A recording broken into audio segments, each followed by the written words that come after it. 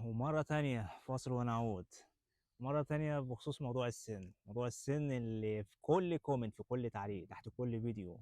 السن بتاعي مش عارف ايه، انا سني مش عارف ايه، هيتقبل ولا لا؟ هجيب لكم الخلاصة، وبعد ما تتفرجوا على الفيديو ده محدش يسأل على السن تاني، لان هي دي الخلاصة والبهاريز، يعني بمثال صغير خالص. يعني مفيش قانون ألماني بيحدد الحد الأقصى للمتقدم للأوسبيلدونج، أيا كان نوع الأوسبيلدونج. نقطة ومن أول السطر. تاني، مفيش قانون ألماني صريح أو أي عبارة موجودة بتقول أو أي باراجراف بيقول إن الحد الأقصى للأوسبيلدونج، للمتقدم للأوسبيلدونج، هي كذا، العمر كذا.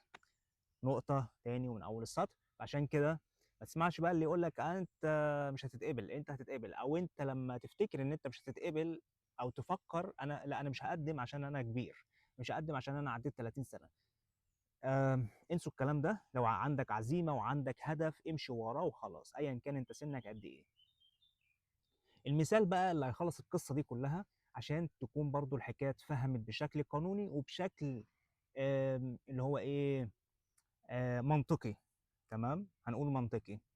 ان احنا اتكلمنا على نظام الاوس بيلدونج ده، هو تدريب مهني. تدريب مهني يعني انت بتدرس نظري وبتشتغل عملي، الاتنين مع بعض، عشان كده بتاخد مرتب. فتخيل كده في المثال ده معايا انك انت بتقدم على شغل.